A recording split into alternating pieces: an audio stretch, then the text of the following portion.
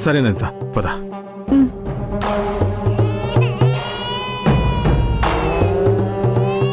పద.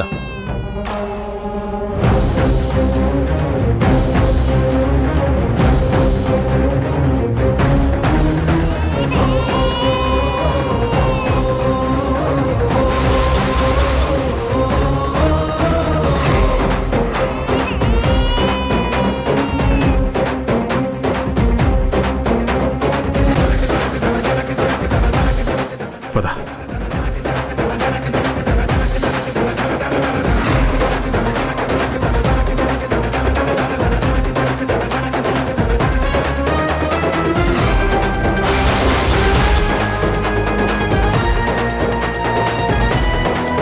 వస్తాం భాస్కర్. అలాగే వెళ్ళొస్తాం భాస్కర్.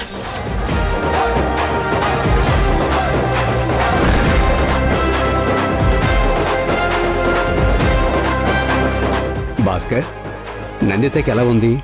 దాస్ ఎలా ఉన్నాడు? వాళ్ళని పలకరిద్దామని వచ్చాను. ఇంట్లో ఉన్నారా? ఏం చెప్పమంటావు శంకరన్న? ఏంటో ఈ సంపాదించడం మొదలు పెట్టాక ఏమైపోతారో అర్థం కావడం లేదు.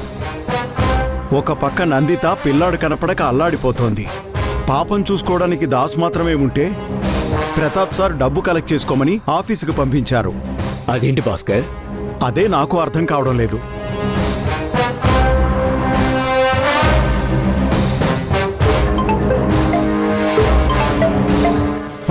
ప్రతాప్ సార్. సార్ చెప్పండి సార్. దాస్ బయలుదేరాడా? వాళ్ళు బయలుదేరారు సార్. బయలుదేరారు అంటున్నావు? వాళ్ళు బయలుదేరారు అంటే ఎవరెవరు వెళ్ళారు? అదే నందిత మేడము పాపని తీసుకుని వెళ్ళారు సార్.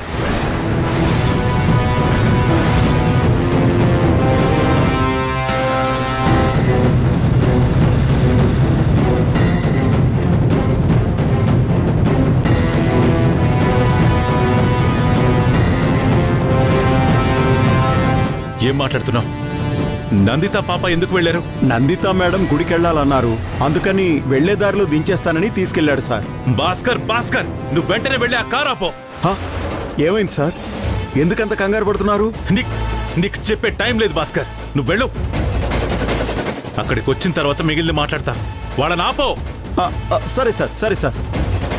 దాస్తో నందిత కూడా వెళ్ళిందంటే ముందు వెళ్ళి అర్జెంటుగా ఆపమంటున్నారు. పద శంకరన్న, వెళ్దాం. పద.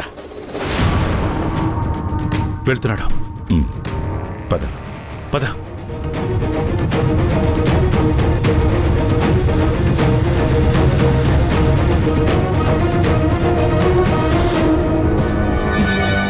నందిత,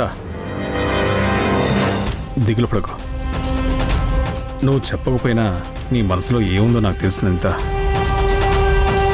మీ అన్నయ్య వదిన నువ్వు అనుకున్నంత మంచివాళ్ళు కాదు. నువ్వు చూసేది వేరు, అక్కడ జరుగుతుంది వేరు. వాళ్ళకి అనుకూలంగా ఉన్నవాళ్లే నువ్వైనా నేనైనా.